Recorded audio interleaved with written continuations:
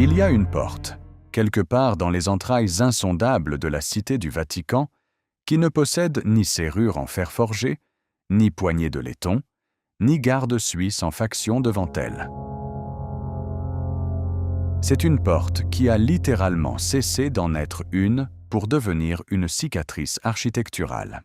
Elle n'est pas simplement fermée ou verrouillée pour la nuit, elle est annihilée, condamnée par un mur épais de briques brutes et de mortiers tenaces, scellé avec une minutie glaciale et une intention implacable depuis les brumes du XVIIIe siècle. Ce n'est pas une mesure de sécurité temporaire que l'on pourrait lever avec une autorisation papale. C'est une déclaration d'effacement permanent, une condamnation au néant. C'est une barrière physique qui murmure sans cesse dans l'obscurité perpétuelle et humide des souterrains. Ce qui se trouve de l'autre côté de cette maçonnerie n'est pas pour vous. Ce n'est pour personne. Jamais plus. Imaginez un seul instant. Ressentez physiquement le poids titanesque de cet endroit. Au-dessus de votre tête, en ce moment même, s'élèvent des millions de tonnes de marbre blanc immaculé, des dômes dorés à la feuille d'or, des fresques inestimables d'une beauté à couper le souffle, la gloire de la chapelle Sixtine et la magnificence écrasante, presque arrogante, de la basilique Saint-Pierre. Mais ici, tout en bas, sous les jardins géométriques taillés au cordeau et les places majestueuses inondées par le soleil brûlant de Rome, l'air est lourd, stagnant, presque irrespirable. Il a le goût amer de la poussière ancienne, de la pierre froide et d'un silence absolu qui vous compresse les tympans. Un silence qui n'est pas simplement l'absence de bruit, mais la présence suffocante d'une volonté farouche. Une volonté institutionnelle, d'occulter, de nier, d'effacer. Le monde entier contemple la cité du Vatican en levant les yeux vers le ciel, vers l'élévation spirituelle de la coupole de Michel-Ange, vers la fumée blanche qui s'échappe de la cheminée pour annoncer un nouveau pontife, vers les balcons richement ornés, où les papes s'adressent à des millions de fidèles en liesse. Pourtant, la véritable histoire, la mécanique même, brute et sans phare, de ce pouvoir absolu ne s'élève pas vers les cieux illuminés. Elle s'enfonce inexorablement dans la terre noire, s'enracinant dans l'ombre humide, dévorant l'espace souterrain pour s'assurer avec une fureur maniaque que personne ne puisse jamais fouler ce qui existait avant l'arrivée de la croix. La nécropole romaine connue, cette ville des morts que quelques rares touristes privilégiés et triés sur le volet sont autorisés à visiter en frissonnant, n'est qu'une façade brillante. Une concession minuscule faite à la curiosité publique. Une vitrine historique soigneusement contrôlée. Ce n'est qu'une fraction microscopique du véritable labyrinthe vertigineux qui s'étend sous le plus petit État souverain du monde. Le reste, l'immense majorité de ce réseau souterrain, demeure enfermée dans des tunnels, plongés dans une nuit éternelle, scellée avec une permanence effrayante, une immobilité architecturale qui dure sans la moindre variation depuis plus de 300 ans. Et face à ces murs aveugles de maçonnerie anonyme, face à ces couloirs abruptement amputés, le Vatican n'offre aucune explication, aucune justification, aucune excuse. Il ne nie pas que les tunnels existent, il ne confirme rien non plus. Il répond simplement par un mutisme institutionnel d'une perfection terrifiante. Le silence comme arme suprême d'oblitération. Ce silence n'est pourtant pas une entité passive. C'est une action continue, agressive, répétée inlassablement au fil des décennies, à travers le défilé des siècles et la succession des pontificats. Il suffit de se pencher sur les fouilles secrètes entreprises dans la fièvre des années 1940, sous le règne du pape Pie XII. Alors que le monde à la surface était déchiré par le sang et le feu de la Seconde Guerre mondiale, des équipes d'archéologues, de terrassiers et d'ouvriers de la plus haute confiance grattaient la terre humide et claustrophobe sous le grand autel papal.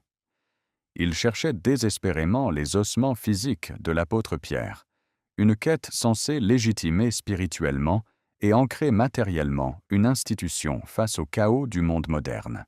En creusant dans ces ténèbres suffocantes de la terre romaine antique, leurs pioches et leurs pelles ont soudainement percé des parois inattendues. Le son a sonné creux.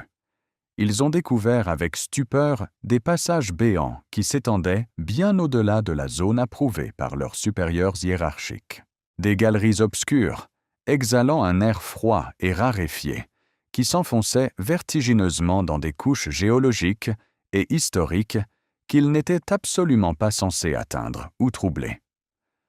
Face à ces gouffres noirs vomissant les secrets de l'Antiquité pré-chrétienne, quelle a été la réaction viscérale de l'institution Vaticane? L'enthousiasme de l'exploration archéologique? La curiosité scientifique fondamentale? Le désir de révélation historique? Absolument rien de tout cela. Des géomètres expédiés par les autorités supérieures sont descendus dans la pénombre, armés de rubans à mesurer et d'instruments d'arpentage.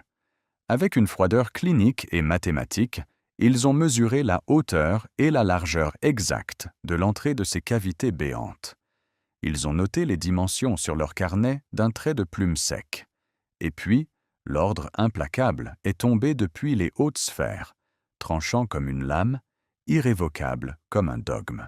Les ouvriers ont dû poser leurs outils de fouille, prendre en main des truelles chargées de ciment frais, et ont méthodiquement, heure après heure, monté des murs de briques solides pour obstruer définitivement ces veines souterraines, palpitantes d'histoire. Ils n'ont pas fait un seul pas pour explorer ce qui se trouvait au fond de ces gouffres. Ils ont préféré l'enterrer vivant, sans procès, sans regard. Brique par brique, coup de truelle après coup de truelle, ils ont étouffé l'histoire avant même qu'elle ne puisse murmurer son nom. Fermer une porte à double tour avec une lourde clé de fer suggère qu'on pourrait, un jour lointain, vouloir l'ouvrir à nouveau si les circonstances l'exigeaient. Murer un tunnel de la base au sommet avec de la brique et du mortier, c'est prononcer une sentence de mort historique, une condamnation à l'oubli éternel. Le motif est clair, effacé. Et cette frénésie de l'occultation totale n'est pas née d'une panique du XXe siècle. Elle est profondément incrustée dans l'ADN architectural et psychologique même de ce lieu de pouvoir. Remontons plus loin dans le temps, reculons au XVIe et XVIIe siècle, l'âge d'or vibrant de la Renaissance et du baroque. C'était l'époque démesurée où la gigantesque basilique actuelle était en train de s'élever majestueusement vers les nuages, remplaçant pierre par pierre la vieille église constantinienne en ruine. Imaginez le chaos d'un tel chantier. Des milliers d'ouvriers couverts de poussière, d'architectes visionnaires et de tailleurs de pierre épuisés éventraient brutalement le sol sacré pour asseoir les fondations titanesques du nouveau et définitif temple de la chrétienté occidentale. Dans cette violence architecturale inouïe, où la terre était retournée comme un champ de bataille, les pelles frappaient régulièrement, presque fatalement, des structures lourdement enfouies. Des chambres souterraines voûtées, antérieures à l'Empire romain lui-même. Des vestiges cyclopéens d'une époque reculée que la mémoire officielle de l'Église refusait catégoriquement d'assimiler ou de reconnaître. À chaque découverte inopinée, face à ces pierres étranges, massives, et ces sanctuaires oubliés exhumés par le plus pur des hasards sous les coups de pioche, l'ordre institutionnel dicté par le Vatican restait d'une constance effrayante, invariable, aveugle. C'était une litanie impitoyable, une directive répétée comme un mantra d'exorcisme contre le passé. Scellez. Remplissez. Construisez par-dessus. Scellez l'ouverture. Remplissez le vide avec de la terre et des gravats pour empêcher tout affaissement. Construisez les immenses piliers de marbre par-dessus. Le modèle se répète, siècle après siècle, pontificat après pontificat, avec une précision mécanique, presque psychopathique. Scellez. Remplissez. Construisez par-dessus. Les fondations de la foi catholique en ce lieu précis n'ont pas été simplement posées délicatement sur la terre bienveillante. Elles ont été violemment enfoncées, comme un poignard de pierre, dans le corps palpitant d'une histoire infiniment plus ancienne, puis coulées dans le mortier le plus lourd pour que cette histoire étrangère ne puisse plus jamais, au grand jamais, respirer ou voir la lumière du jour. Ce n'est pas un banal accident de chantier. Ce n'est pas une coïncidence archéologique ou un manque d'intérêt. La cohérence implacable et absolue de cette pratique d'ensevelissement, maintenue à travers les bouleversements de l'histoire, les guerres, les réformes, et malgré les personnalités diamétralement opposées des papes successifs, prouve sans l'ombre d'un doute qu'il s'agit d'une directive institutionnelle suprême, une politique officielle, bien que non écrite, de l'enterrement préventif. La basilique Saint-Pierre, dans toute sa splendeur écrasante, n'est pas seulement un monument triomphal élevé à la gloire de Dieu et de ses saints, c'est un couvercle colérique, un sarcophage de marbre et de travertin pesant des dizaines de millions de tonnes, conçu, calculé et érigé spécifiquement pour maintenir quelque chose d'autre dans l'obscurité des profondeurs. Et pourtant, ce contrôle physique brutal, cet entassement frénétique de pierres et de ciment pour boucher les bouches béantes du passé tellurique, n'est que la moitié visible de la monstruosité. Car la claustrophobie architecturale des catacombes insondables trouve son parfait écho, son reflet le plus sinistre, dans une autre forme de prison. Une prison tout aussi étouffante, tout aussi labyrinthique, tout aussi inaccessible, mais qui n'est pas faite de roches brutes. Elle est construite de papier fragile, d'encre séchée, de cuir craquelé et de ficelles de reliure. Quittez mentalement les couloirs de terre humide, fuyez l'odeur de la moisissure souterraine et montez vers les étages supérieurs. Pénétrez dans les couloirs climatisés, silencieux et cliniquement stériles des archives apostoliques. Ces fameuses archives qui furent si longtemps connues et craintes sous le nom glaçant d'archives secrètes du Vatican. Imaginez 53 miles de rayonnage continu, 85 km d'étagères métalliques et en bois, alignées à l'infini dans la pénombre. 85 km. C'est la distance d'une grande métropole à une autre, un voyage entier, mais ici, c'est un paysage entièrement pavé de documents historiques, de parchemins scellés de cire rouge, de correspondances royales diplomatiques, de décrets d'inquisition mortels, de procès en hérésie et de registres financiers couvrant un millénaire d'influence mondiale. C'est indéniablement l'un des plus colossaux dépôts d'archives et de mémoire humaine qui existent sur cette planète. Mais cette mémoire titanesque est emprisonnée dans une nuit bureaucratique d'une densité absolue. Le terme même d'archive évoque généralement dans notre esprit l'image chaleureuse d'une vaste bibliothèque, un lieu de recherche académique libre où l'esprit curieux peut vagabonder librement d'une allée à l'autre, se laissant guider par une découverte fortuite.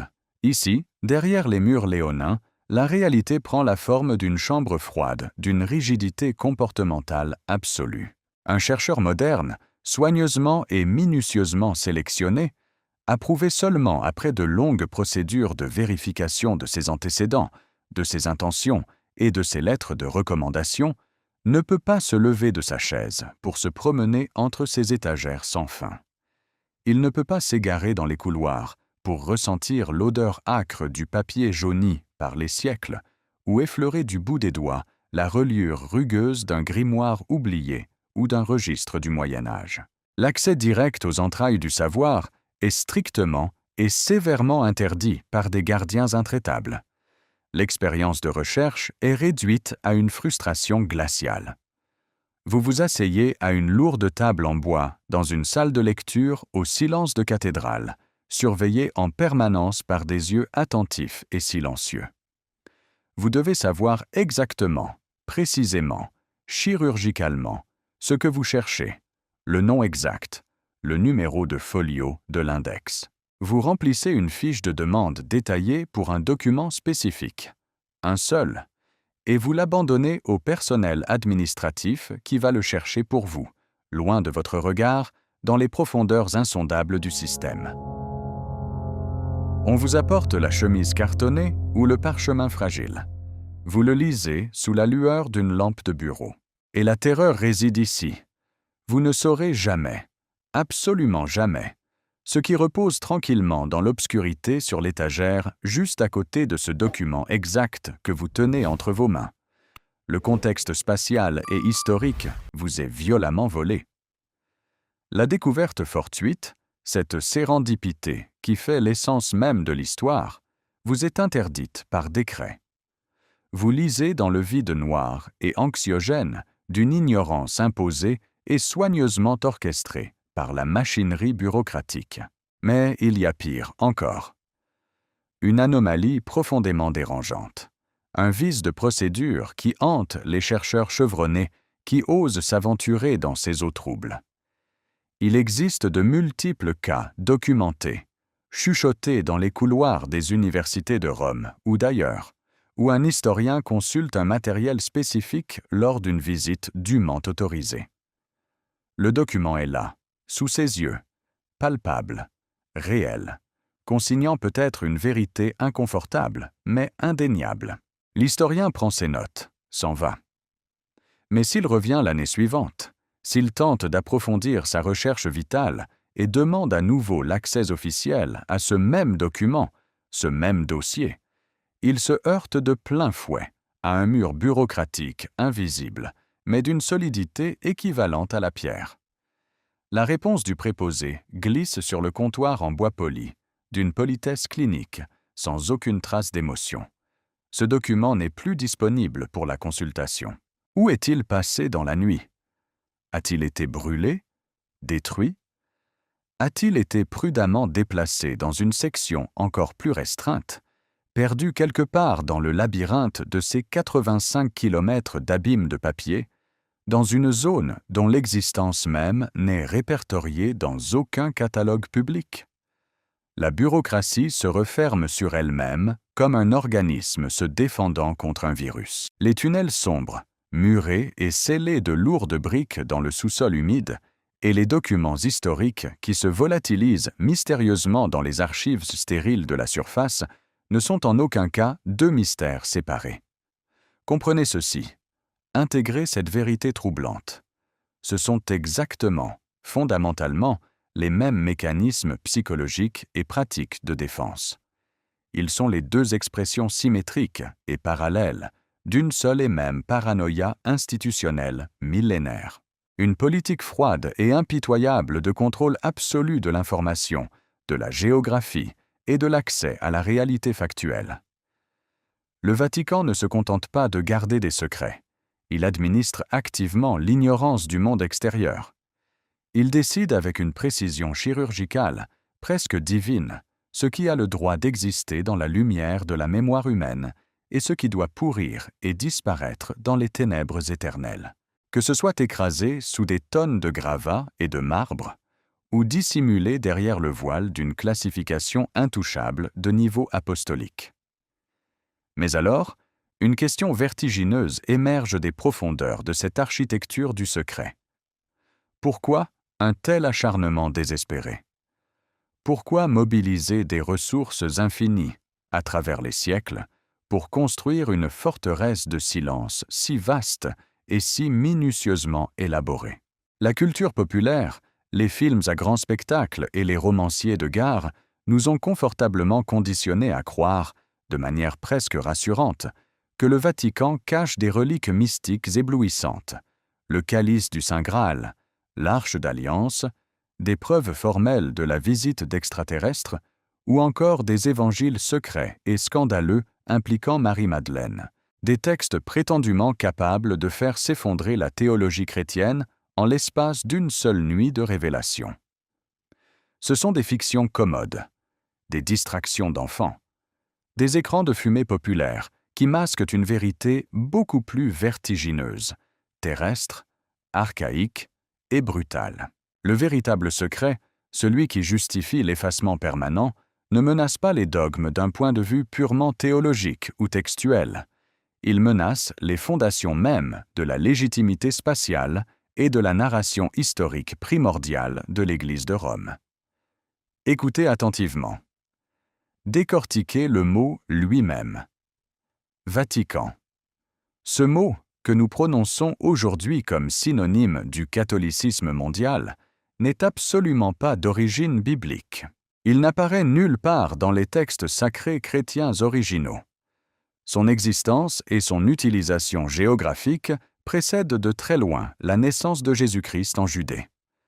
Son origine linguistique précède même la fondation de l'Empire romain tel que nous le concevons dans nos livres d'histoire. La colline du Vatican, connue sous le nom de Vaticanis, qui se dressait sur la rive droite marécageuse et inhospitalière du Tibre, tire très probablement sa racine linguistique ancienne du verbe latin vaticinari. Et que signifie le verbe vaticinari dans le lexique du monde antique? Cela signifie proférer des oracles. Cela signifie prophétiser. Prédire l'avenir avec une fureur sacrée. Rendre des jugements divins par le biais de visions mystiques. Bien avant que le premier missionnaire chrétien ne pose un pied sandalisé sur le sol de l'Italie païenne, cette colline précise, de l'autre côté du fleuve boueux, à l'extérieur des murs de la Rome classique, n'était ni un paisible cimetière judéo-chrétien, ni un simple lieu d'exécution publique où les martyrs versaient leur sang. C'était un sanctuaire païen d'une importance capitale, un lieu tellurique sauvage, vibrant et palpitant d'une énergie ancienne insaisissable. C'était un centre oraculaire majeur, redouté et respecté, pour la sombre religion italique et pour les mystérieux Étrusques. Imaginez l'atmosphère primitive de cette colline avant le marbre. Des prêtres anciens, vêtus de peaux et d'amulettes, se tenaient dans les brumes méphitiques qui s'échappaient peut-être des failles de la terre, écoutant attentivement la voix sourde des dieux primitifs du monde souterrain, des divinités chtoniennes qui murmuraient depuis les entrailles rocailleuses de la terre, interprétant les signes naturels effrayants, livrant des prophéties vitales à ceux qui avaient le courage frissonnant de traverser le fleuve pour venir les consulter dans l'obscurité des bois sacrés de Vaticanis. Voilà la révélation historique brutale, le coup de poing narratif qui glace le sang dans les veines et donne son véritable sens à toute cette architecture de la dissimulation. La gigantesque basilique Saint-Pierre, épicentre mondial incontesté de la chrétienté, symbole de la pureté du message apostolique, n'a pas été érigée sur cette colline insalubre par un divin hasard, ni même simplement et uniquement parce qu'un pécheur nommé Pierre y aurait hypothétiquement, selon la tradition non documentée historiquement, souffert le supplice de la crucifixion la tête en bas. Elle a été construite exactement là, comme un acte calculé et délibéré de conquête religieuse et d'annihilation spirituelle totale. C'est le mode opératoire classique, impitoyable et récurrent des grandes religions monothéistes conquérantes. Repérer le centre névralgique de la foi précédente, l'endroit précis, l'axe magique où les anciens dieux s'étaient vénérés, craints et adorés, et y planter violemment son propre monument religieux, le plus lourd, le plus haut, le plus massif possible. Vous ne vous contentez pas de détruire la religion ennemie par des arguments, vous l'écrasez physiquement, vous la dominez architecturalement, vous asseyez littéralement votre nouveau Dieu unique directement sur la gorge écrasée des anciens dieux païens pour les étouffer à tout jamais sous le poids de votre triomphe. Le Vatican, l'institution, n'est pas la source lumineuse du sacré en ce lieu précis de la terre. Il est l'immense prison dorée du sacré originel et barbare qui grouillait en dessous. Voilà pourquoi le silence est de marbre. Voilà précisément pourquoi les vastes excavations s'arrêtent net dans l'obscurité. Voilà pourquoi les pelles enthousiastes des archéologues sont précipitamment confisquées et remplacées par les truelles silencieuses et les briques scellantes des ouvriers de la conformité dès que la roche sous-jacente change de texture géologique, dès que l'architecture enterrée cesse brusquement d'être romaine ou paléochrétienne pour devenir quelque chose de beaucoup, d'indiciblement plus vieux, de plus sombre, de plus dérangeant. Le Vatican, en tant que gardien de son propre mythe, paralyse instantanément tout processus d'investigation scientifique ou archéologique au point mortellement exact où les découvertes brutes commencent à précéder chronologiquement et, pire encore, à contredire fondamentalement ces récits fondateurs officiels de pureté apostolique. Si ces tunnels de briques interminables et pré-romains étaient finalement ouverts à l'air libre, si les murs étaient abattus, si la topographie originelle terrifiante du sanctuaire perdu de Vaticinari était impitoyablement exposée à la lumière crue du jour et au microscope des historiens laïcs, toute l'illusion majestueuse du contrôle divin exclusif de l'Église sur ce sol s'effondrerait dans un nuage de poussière antique. On verrait l'usurpation dans toute sa violence originelle. On verrait la superposition des croyances. On comprendrait que le christianisme n'a pas inauguré le sacré sur cette colline, il l'a séquestré. Ainsi, l'ultime vérité sur le Vatican prend une forme inattendue, dénuée de tout l'apparat cinématographique habituel. Le secret le plus profondément gardé, le plus jalousement et agressivement protégé par les cerbères bureaucratiques et les gardiens intemporels de cette institution murée dans son propre dogme, n'est pas un misérable artefact en or massif caché dans un coffre-fort suisse. Ce n'est pas un livre apocryphe maudit, relié en peau humaine ou en cuir noir, attendant patiemment d'être feuilleté dans l'obscurité lointaine du 85e kilomètre d'étagères des archives interdites. Ce n'est absolument rien de physique que l'on puisse saisir, voler ou emporter sous son manteau dans la nuit romaine. Le plus grand mystère opérationnel du monde occidental, la clé de voûte de cette architecture de la paranoïa, est une simple direction géographique. C'est une trajectoire impensable. C'est vers le bas, toujours plus bas, dans les entrailles de la terre interdite. Sous le dôme vertigineux peint par Michel-Ange, sous l'extravagant baldaquin de bronze torsadé forgé par le Bernin avec le métal pillé du Panthéon, sous le pavage géométrique hypnotique de la nef centrale où marchent les empereurs et les rois, sous la boue épaisse et les ossements calcinés de la nécropole romaine des premiers siècles de notre ère, là, tout au fond, se cachent ces couches géologiques et historiques suffocantes, profondes, inviolées, des espaces qui reposent dans les ténèbres les plus absolues depuis plus de 300 ans, fuyant le regard des vivants. Un abîme pré-romain gigantesque, figé dans le temps comme un insecte dans l'ambre, scellé par la maçonnerie brute de la peur théologique et lourdement recouvert par l'illusion persistante de la sainteté universelle. Les 85 kilomètres étouffants d'archives de papier mort ne sont métaphoriquement là que pour masquer les vides terrifiants et vertigineux de l'histoire humaine. Et les lourdes portes de briques aveugles des souterrains ne sont là que pour empêcher quiconque d'oser descendre là où la véritable nature du pouvoir rituel a pris racine dans le sang et la prophétie. Le brouillard épais de l'occultation est d'une perfection totale, d'une efficacité qui défie la raison.